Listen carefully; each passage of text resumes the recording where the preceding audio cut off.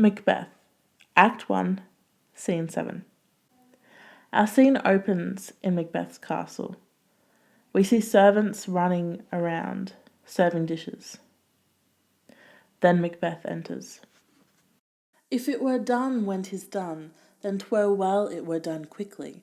If the assassination could trammel up the consequence, and catch with his surcease success, that but this blow might be the be-all and the end-all here.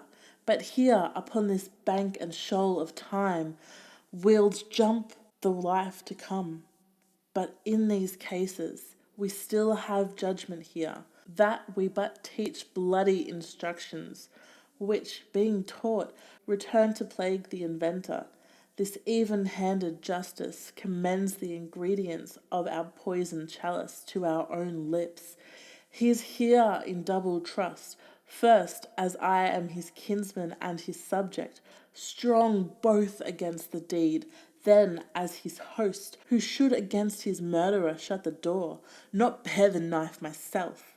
Besides, this Duncan hath borne his faculties so meek, hath been so clear in his great office, that his virtues will plead like angels, trumpet-tongued, against the deep damnation of his taking off, and pity, like a naked newborn babe, striding the blast, or heaven's cherub, horsed upon the sightless couriers of the air, shall blow the horrid deed in every eye.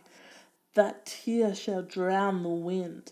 I have no spur to prick the sides of my intent, but only vaulting ambition, which overleaps itself and falls on the other. Lady Macbeth enters. How now? What news? He has almost supped. Why have you left the chamber? Hath he asked for me? Know you not he has? We will proceed no further in this business. He hath honoured me of late, and I have bought golden opinions from all sorts of people, which would be worn now in their newest gloss, not cast aside so soon. Was the hope drunk wherein you dressed yourself? Hath it slept since, and wakes it now to look so green and pale at what it did so freely?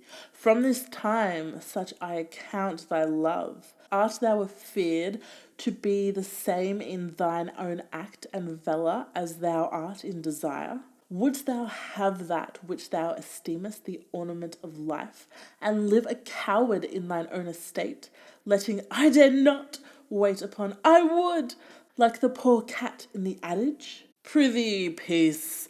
I dare do all that may become a man. Who dares do more is none. What beast was it, then, that made you break this enterprise to me? When you durst do it, then you were a man. And, to be more than what you were, you would be so much more than a man. Nor time nor place did then adhere, and yet you would make both. They have made themselves, and that their fitness now does unmake you. I have given suck, and know how tender 'tis to love the babe that milks me. I would, while it were smiling in my face, have plucked my nipple from his boneless gums and dashed the brains out, had I so sworn as you have done to this. If we should fail? We fail! But screw your courage to the sticking place, and will not fail. When Duncan is asleep, whereto the rather shall his day's hard journey soundly invite him.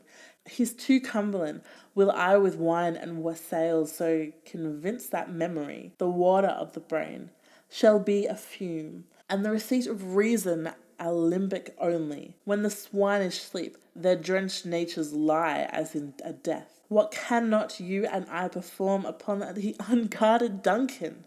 What not put upon his spongy officers? Who shall bear the guilt of our great quell? Bring forth the men-children only, for thy undaunted metal should compose nothing but males.